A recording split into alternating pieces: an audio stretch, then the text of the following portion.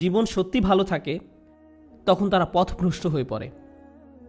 আপনি তখন video game থেকে শুরু করে চলচ্চিত্র, তা থেকে সোশ্যাল মিডিয়ার হালচাল, তা থেকে রেস্টুরেন্টে বন্ধুবান্ধবদের সাথে ঘোরাঘুরি, দিন শেষে ঘুমিয়ে পড়েন।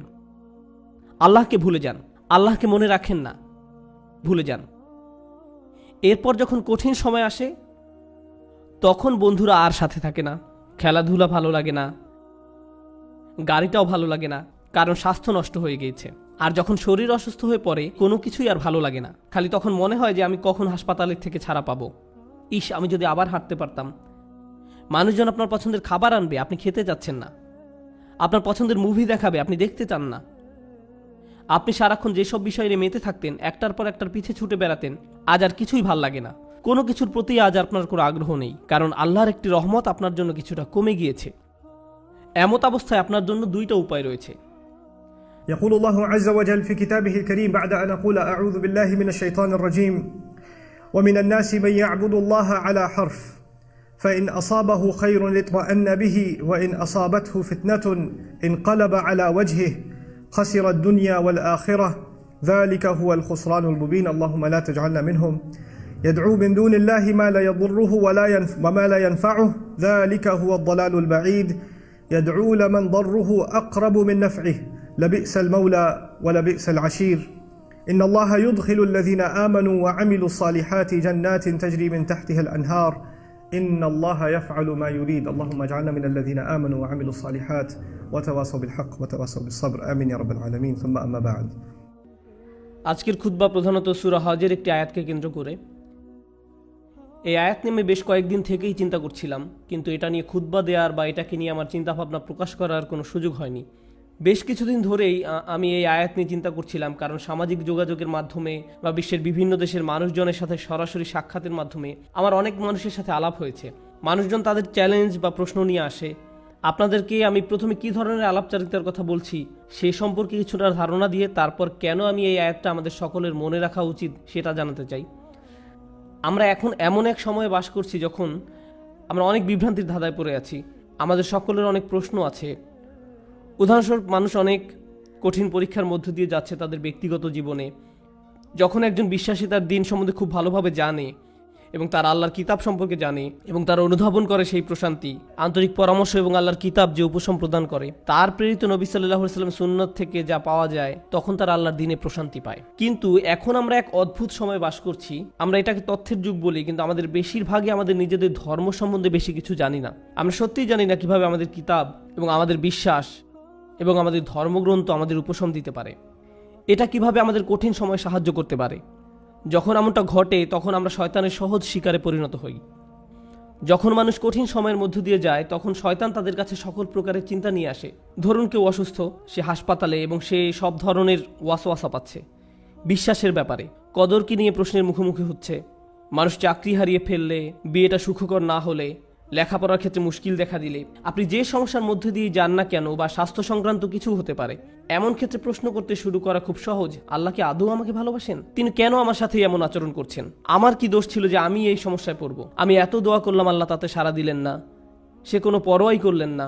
আমি পুরো রমজান মাস প্রার্থনা করলাম, এমনকি উমরাও করলাম। আমি এখনো দোয়া করছি যে আমার সন্তানকে আরোগ্য দিন, আমার এই সমস্যা দূর করে দিন, কিন্তু আমার সেই সমস্যা তো এখনো আছে। এসব আপনার ব্যক্তিগত জীবনে, এবং এটাই যথেষ্ট কঠিন।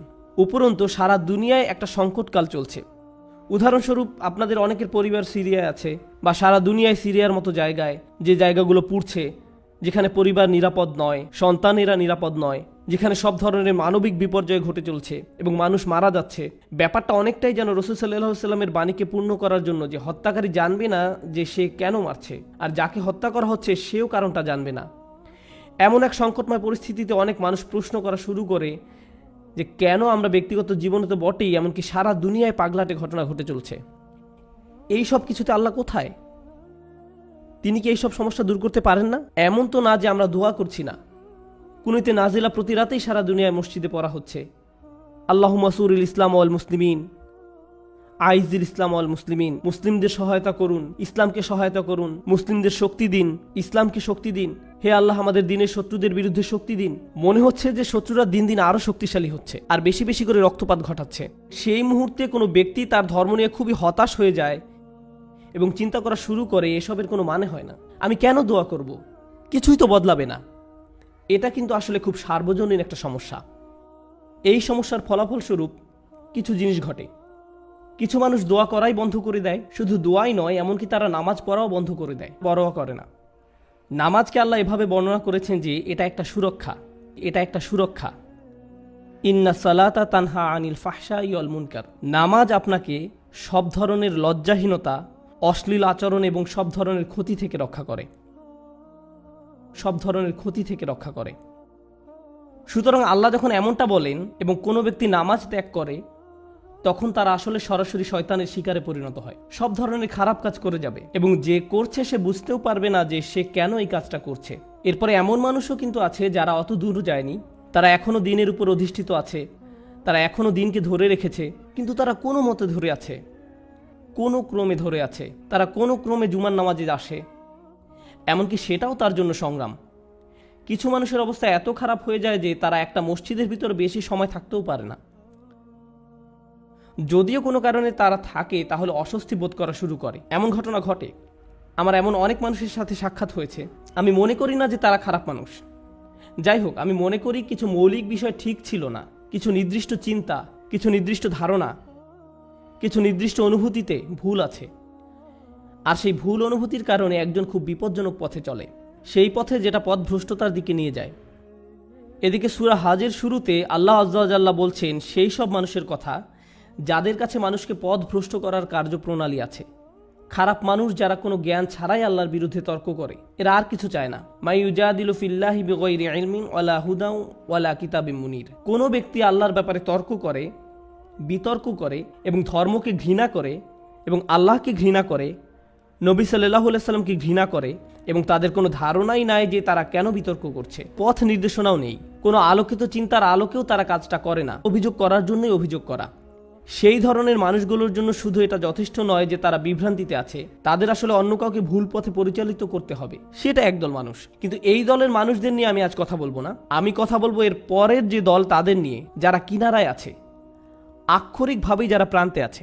কুরআন তাদেরকে এইভাবে বর্ণনা করছে, অমিনান নাসি মান ইয়াবুদুল্লাহি আলা হারফ।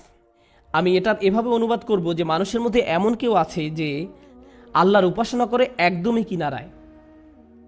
তারা আল্লাহর উপাসনা করে কিন্তু পর্বতের একদম খারাপ প্রান্তে। এর অর্থ কি? এর অর্থ হলো কিছু সময় এখানে, কিছু সময় সেখানে পড়ে যাওয়ার জন্য প্রস্তুত। তাদের বিশ্বাস যথেষ্ট স্থির নয়, তারা তাদের উপাসনায় যথেষ্ট স্থিতিশীল নয়, তারা অনড় নয়, তাদের মনে এমন প্রশ্ন আছে যার উত্তর তার জানা নেই, অমীমাংসিত আবেগ। সুতরাং সেটা কিভাবে প্রদর্শিত হয়? আল্লাহ নিজে বলেন, ফাইন আসাবাহু খায়রুন আতবাআন্না বিহি। যখন ভালো কিছু তাদের আসে, যদি জীবনে ভালো কিছু ঘটে, তাহলে তারা ভালো থাকে। ঠিক আছে, ঠিক আছে, আল্লাহ আসলে এই দুয়াটা শুনেছেন, সুতরাং আমি এখন নামাজ পড়তে পারি, আমার ভালো লাগছে। ওয়া ইন আসাবাহু ফিতনাতুন। যখন তারা কোনো ফিতনার সংস্পর্শে আসে, ফিতনা শব্দের অর্থ হলো কোনো ধরনের পরীক্ষা, কোনো কিছু যেটা তাদের বিশ্বাসকে পরীক্ষা করে। সুতরাং আল্লাহ খায়রের বিপরীত শব্দ শার ব্যবহার করেননি, এখানে শব্দটি হবে শার। সুতরাং আপনি হয়তো আশা করছিলেন যে আল্লাহ বলবেন ফা ইন আসাবাহু খায়রুন ইতমাআন্না বিহি ওয়া ইন আসাবাহু শাররুন। না, ওয়া ইন আসাবাতহু ফিতনাতুন। কেন এই শব্দটি গুরুত্বপূর্ণ? কারণ আল্লাহ আমাদেরকে জানাচ্ছেন যখন আপনার খারাপ কিছু ঘটে, তখন শুধু আল্লাহ আপনার বিশ্বাসকে পরীক্ষা করছেন। আল্লাহ শুধু দেখতে চান আপনি কি বিশ্বাস করেন এক আল্লাহকে যে আপনাকে তখনও ভালোবাসেন, যিনি তখনও আপনাকে গুরুত্ব দেন, তখনও তিনি আর রহমান, তখনও তিনি আর রাজিক, তিনি তখনও আপনার সব কিছুর যোগান দিয়ে যাচ্ছেন, আপনার যত্ন নিয়ে যাচ্ছেন, যদিও আপনি তা দেখতে পান না, যদিও আপনার মনে হচ্ছে যেন আপনার সামনে সমস্যার স্তূপ। আর শয়তান চায় যে আপনি প্রশ্ন করুন আল্লাহ কোথায়, সে চায় যে আপনি প্রশ্নটি করুন। তাই আল্লাহ আপনাকে অনেক সময় এমন পরিস্থিতি ফেলতে চান এটা দেখার জন্য যে আপনার বিশ্বাস কতটা পাকাপোক্ত। এই দিনের শুরু কিন্তু আল্লাযীনা ইউমিনুনা বিল গায়ব। তারা এমন এক আল্লাহকে বিশ্বাস করে যাকে তারা দেখতে পায় না। এর অর্থ শুধু এই নয় যে আমরা আল্লাহকে দেখতে পাই না, পরিকল্পনাও দেখতে পাই না। আল্লাহ আপনাকে বলে দেন না যে তোমার দিনটা এভাবে যাবে, তুমি এখন কঠিন সময়ের মধ্য দিয়ে যাচ্ছ, কিন্তু সহজ সময় আসছে কয়েক সপ্তাহ বা কয়েক বছর বা কয়েক ঘন্টার মধ্যেই। আমরা জানি না যে পরবর্তী মিনিটেই পরিস্থিতি ভালো হবে নাকি আরো 10 বছর লাগবে, আমরা কিছু জানি না। আল্লাহ সেটা বলবেন না। ওমা কান আল্লাহু লিইউতলিয়াকুম আলাল গায়ব। আল্লাহ আপনাকে অদৃশ্যের ব্যাপারে জানাবেন না, তিনি সেটা আপনাকে জানাতে বাধ্য নন। আল্লাহ শুধু আপনাকে বলছেন তাকে বিশ্বাস করতে, শুধু আপনাকে বলছেন তাকে বিশ্বাস করতে। তাকে বিশ্বাস করতে যে আপনি নিজেকে কতটা ভালোবাসেন, আল্লাহ আপনাকে তার চেয়েও বেশি ভালোবাসেন। আপনাকে শাস্তি দিয়ে, যন্ত্রণা দিয়ে তার কোনো লাভ নেই, তার কোনো লাভ নেই। মা ইয়াফআলুল্লাহু বিআযাবিকুম, আপনাকে শাস্তি দিয়ে আল্লাহর কী লাভ? আপনি কেন ভাবেন যে আল্লাহ আপনাকে পাকড়াও করতে চান? আল্লাহ নিজে আক্ষরিক অর্থেই এই প্রশ্ন করেছেন। সুতরাং যখন আপনি আমি পরীক্ষার মধ্য দিয়ে যাই, তখনই এটা হিসাব করে দেখার সময় যে আল্লাহকে বিশ্বাস করা তো সহজ, যখন সব কিছু ঠিক আছে তখন এটা তুলনামূলকভাবে সহজ। কিন্তু বিশ্বাস করা কঠিন, বিশেষত আল্লাহর কিছু নামে, আল্লাহর সেই সব নামে যেগুলোকে আমরা কঠিন সময় আঁকড়িয়ে ধরে আছি, সেগুলোকে ধরে রাখা কঠিন যখন আমাদের উপর আঘাত আসে। যখন আমরা বিশ্বাস করি যে আল্লাহ উপশমকারী, আল্লাহই সব শিফার মালিক, তার কিতাব হলো শিফা, আর আপনি হাসপাতালে বসে আছেন মৃত্যুমুখী মায়ের কাছে বা মৃত্যুমুখী বাবার কাছে, তখন বিশ্বাস করা কঠিন। এটা অনেকের কাছেই কঠিন মনে হয়। এই খুতবাকে আমি দুইটা জিনিসে ভাগ করতে চাই। একটা হলো দোয়া বিষয়ে আমাদের চিন্তাভাবনা সংশোধন করা। পবিত্র কোরআনের অধিকাংশ দোয়াতে, নবী সাল্লাল্লাহু আলাইহি সাল্লামের সুন্নতের অধিকাংশ দোয়াতে আপনি খুব সাধারণ একটা ব্যাপার খেয়াল করবেন যে কোনো না কোনোভাবে আপনি আল্লাহর কাছে নিজের জন্য আরও বেশি শক্তি, আরও বেশি সামর্থ্য প্রার্থনা করছেন। আপনি আল্লাহর কাছে পথ প্রদর্শন, আল্লাহর কাছে ক্ষমাশীলতা এবং আল্লাহর কাছে কৃতজ্ঞতা প্রকাশ করার দোয়া করছেন। আউজিআইনি আন আশকুরা নি'মাতাকা আল্লাতী আন'আমতা আলাইয়া, আমাকে ক্ষমতা প্রদান করুন যাতে আমি আপনার নিয়ামতের কৃতজ্ঞতা প্রকাশ করতে পারি। আমি আপনাদের একটা উদাহরণ দিব যা দ্বারা আপনাদের বুঝতে সহায়ক হবে যে আমি আসলে কি বোঝাতে চাচ্ছি। যেমন ধরুন, একজন মানুষ সমুদ্রে ছিল এবং তাদের জাহাজের সাথে পাথরের সংঘর্ষ হয়ে জাহাজটি ডুবে গেল। তিনি একটি কাঠের টুকরায় সমুদ্রে ভেসে আছেন, দোয়া করছেন এবং আল্লাহর কাছে দোয়া করছেন। এমত অবস্থায় তিনি দুইভাবে দোয়া করতে পারেন: হে আল্লাহ, আমাকে এখনই একটি দ্বীপে স্থানান্তর করুন এবং এই ঝড় বৃষ্টি বন্ধ করে দিন, অথবা হে আল্লাহ, আমাকে এই কঠিন সময় মোকাবেলা করার শক্তি দিন। এখন তিনি দোয়া করলেন, আমাকে এখনই একটি হেলিকপ্টার পাঠান এবং আমাকে একটি দ্বীপে নিয়ে যান। দোয়া করতে লাগলেন, হেলিকপ্টার, কিন্তু কোনো হেলিকপ্টার আসলো না। তিনি বললেন, আল্লাহ, আমাকে হেলিকপ্টারও পাঠালেন না, আমি তো অনেক দোয়া করলাম, এটা ঠিক না, বাদ দাও, আমি আর দোয়াই করব না। অথবা মনে করুন উনি দোয়া করছেন সমুদ্র শুকিয়ে সমতল ভূমি হয়ে যাক, বলছেন, হে আল্লাহ, আপনার তো সেই ক্ষমতা আছে যে কোনো অবস্থার পরিবর্তনের, আপনি সকল কিছুর সৃষ্টিকর্তা, আপনি এই সমুদ্রকে সমতল ভূমিতে পরিণত করতেই পারেন। আপনি যেহেতু ইব্রাহিম আলাইহিস সালামকে নিক্ষেপ করা আগুন ঠান্ডা করে দিয়েছিলেন, আপনি আমার জন্য এটাও করতে পারেন। কিন্তু তারপরও সেটা ভূমিতে পরিণত হয় না, সমুদ্রই থেকে যায় এবং লোকটা ধীরে ধীরে ডুবে যাচ্ছেন।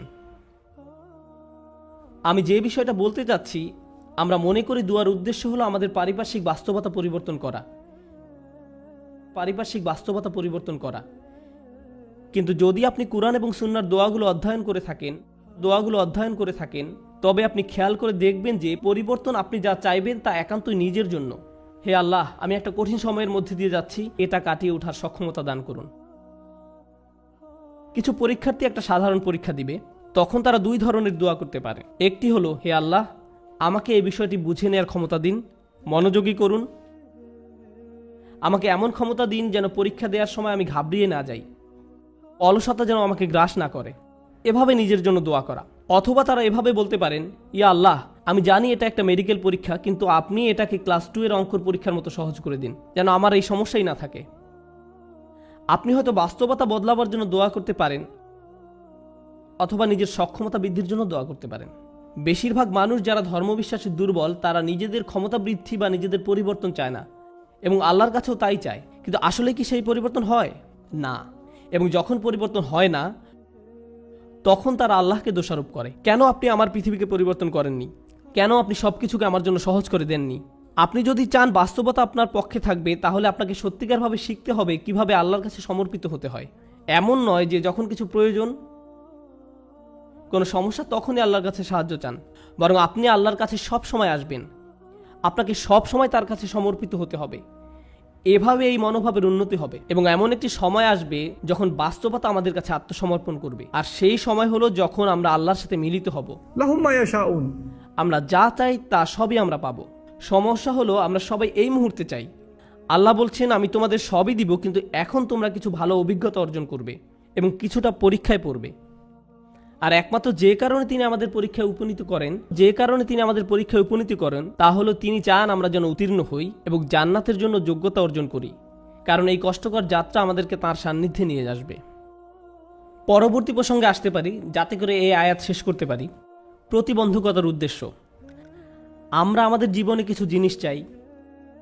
একজন যুবক হয়তো বিয়ে করতে ইচ্ছুক বা একজন যুবতী বিয়ে করতে ইচ্ছুক। আপনি একটা ভালো চাকরি বা বাড়ি চান, আপনি চান আপনার পরিবার ভালো থাকুক, আপনি সন্তানদের ভালোভাবে লালন পালন করতে চান, তাদের জন্য ভালো শিক্ষা, তাদের ভালো বিয়ে দিতে চান। আমাদের জীবনে বিভিন্ন জিনিসের অগ্রাধিকার রয়েছে, এমন জিনিস যা আপনি চাচ্ছেন গত মাস থেকে। আপনি বিভিন্ন জিনিস এই জীবনে অর্জন করতে চান। আল্লাহ তার কিতাবে আমাদের শিক্ষা দেন যে এমন একটা জিনিস আছে, তা যদি তোমরা অর্জন করতে পারো সেটা হবে তোমাদের জীবনের সবচেয়ে বড় অর্জন। সব ঠিক হয়ে যাবে যদি তোমরা এই জিনিস পাও, এবং সেই জিনিস হলো আল্লাহর নিকটবর্তী হওয়া, আল্লাহর সাথে ভালো সম্পর্ক তৈরি করা, তার সাথে সত্যিকারের সম্পর্ক ও বন্ধন তৈরি করা। কিন্তু সমস্যা হলো, যখন জীবন সত্যি ভালো থাকে তখন তারা পথভ্রষ্ট হয়ে পড়ে। আপনি তখন ভিডিও গেম থেকে শুরু করে চলচ্চিত্র, তা থেকে সোশ্যাল মিডিয়ার হালচাল, তা থেকে রেস্টুরেন্টে বন্ধু বান্ধবীদের সাথে ঘোরাঘুরি, দিন শেষে ঘুমিয়ে পড়েন। আল্লাহকে ভুলে যান, আল্লাহকে মনে রাখেন না, ভুলে যান। এরপর যখন কঠিন সময় আসে তখন বন্ধুরা আর সাথে থাকে না, খেলাধুলা ভালো লাগে না, গাড়িটাও ভালো লাগে না, কারণ স্বাস্থ্য নষ্ট হয়ে গিয়েছে। আর যখন শরীর অসুস্থ হয়ে পড়ে কোনো কিছুই আর ভালো লাগে না, খালি তখন মনে হয় যে আমি কখন হাসপাতালের থেকে ছাড়া পাবো। ইস, আমি যদি আবার হাঁটতে পারতাম। মানুষজন আপনার পছন্দের খাবার আনবে, আপনি খেতে যাচ্ছেন না। আপনার পছন্দের মুভি দেখাবে, আপনি দেখতে চান না। আপনি সারাক্ষণ যেসব বিষয়ে মেতে থাকতেন, একটার পর একটার পিছে ছুটে বেড়াতেন, আজ আর কিছুই ভাল লাগে না। কোনো কিছুর প্রতি আজ আপনার কোনো আগ্রহ নেই, কারণ আল্লাহর একটি রহমত আপনার জন্য কিছুটা কমে গিয়েছে। এমত অবস্থায় আপনার জন্য দুইটা উপায় রয়েছে। আপনি যদি এমন মানুষ হন যাদের অবস্থান বিশ্বাসের একেবারে প্রান্ত সীমায়, আপনি আল্লাহকে দোষ দেওয়া শুরু করতে পারেন, আপনি কেন আমাকে এই বিপদে ফেললেন। অথবা এই বিপদের সময় আপনি আমাদের জীবনের সবচেয়ে শ্রেষ্ঠ সম্পত্তি অর্জন করতে পারি, আর সেটা হলো বিনম্রতা এবং আল্লাহর অধিক নিকটবর্তী হওয়া। এভাবে আত্মোপলব্ধি করা যে যখন আমি সুস্থ এবং সম্পদশালী ছিলাম, সব কিছু ঠিক ছিল, তখন আমি বুঝতে পারিনি যে তখন একজন আমাকে সব কিছু প্রদান করে যাচ্ছিলেন। আল্লাহ আমাকে প্রতি মুহূর্তে যোগান দিয়েছিলেন। আমি এর কোনো কিছুরই যোগ্য ছিলাম না। এজন্যই আল্লাহ সুবহানাহু ওয়া তাআলা বলেন, উলাইকা লাহুম নাসিবুম মিম্মা কাসাবু।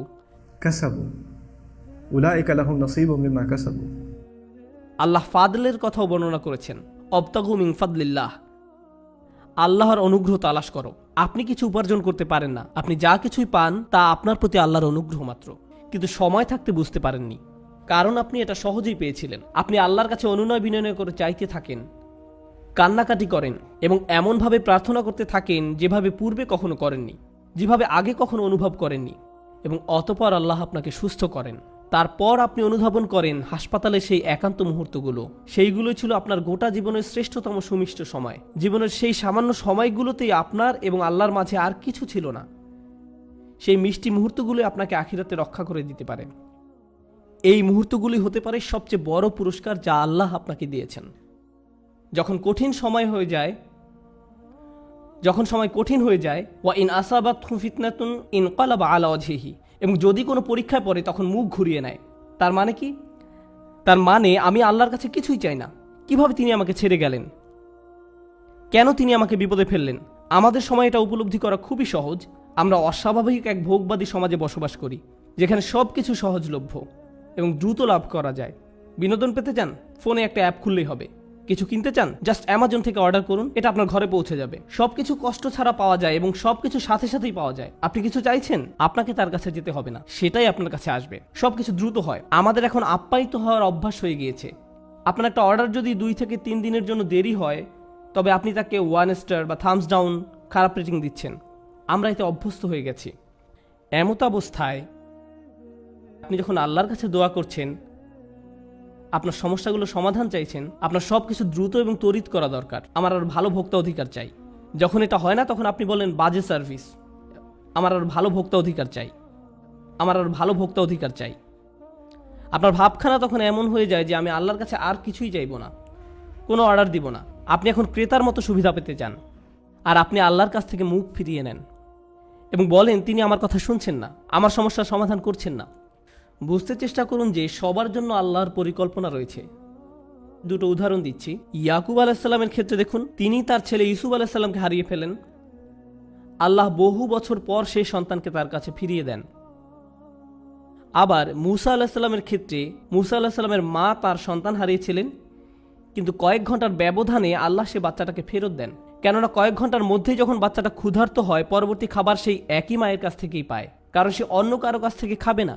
আমি কি বলতে চাচ্ছি, এই জগতে আল্লাহ কখনো কখনো নিমেষেই আমাদের বিপদমুক্ত করেন, আবার কখনো বা বহু বছর পরে বিপদমুক্ত করেন, কিন্তু প্রতি ক্ষেত্রেই আল্লাহ ভালোর জন্যই করেন। আমি কি বলতে চাচ্ছি, ভালোর জন্যই করেন।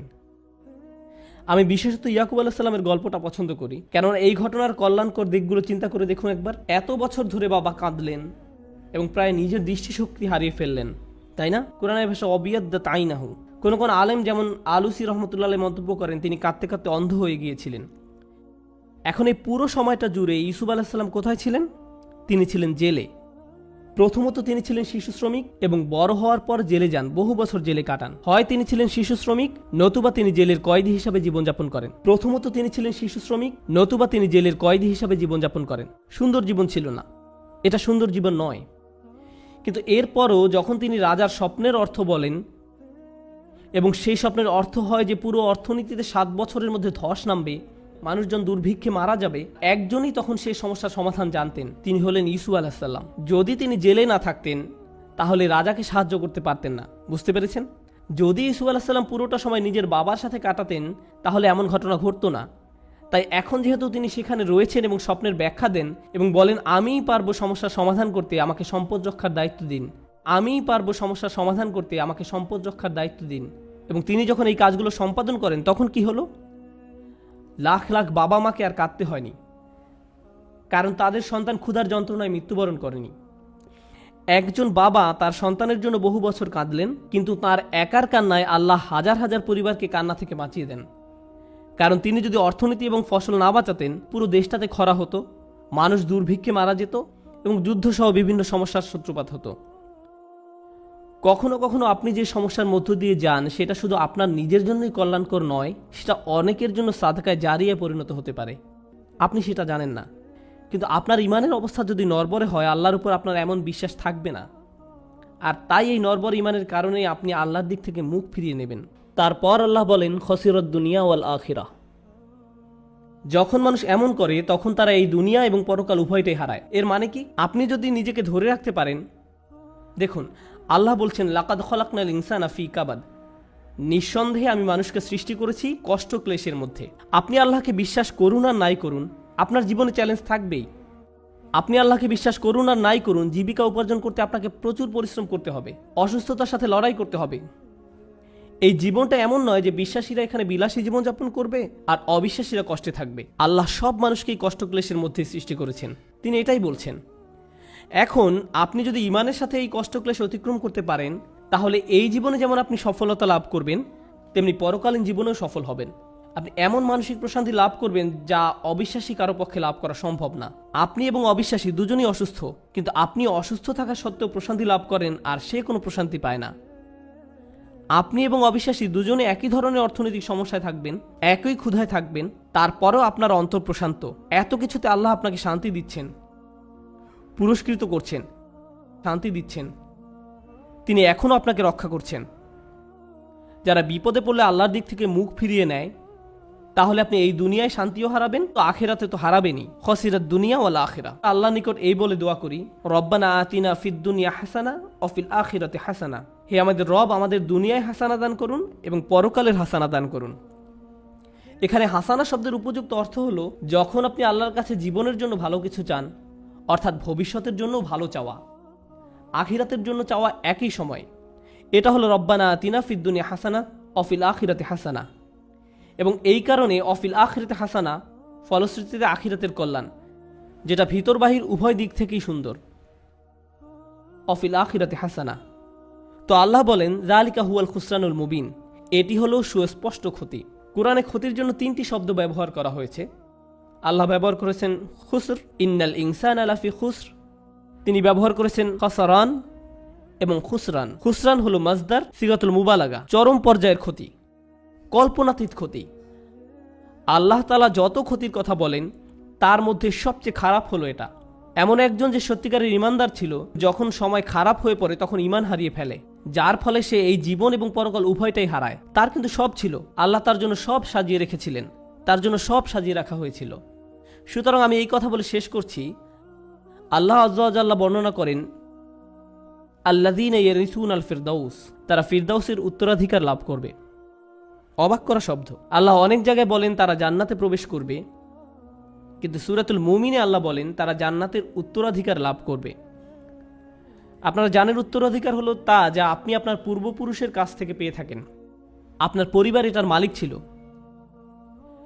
রাসূল সাল্লাল্লাহু আলাইহি ওয়াসাল্লাম আসলে এটাকে এভাবে বর্ণনা করেছেন, এর দুটি ব্যাখ্যা রয়েছে।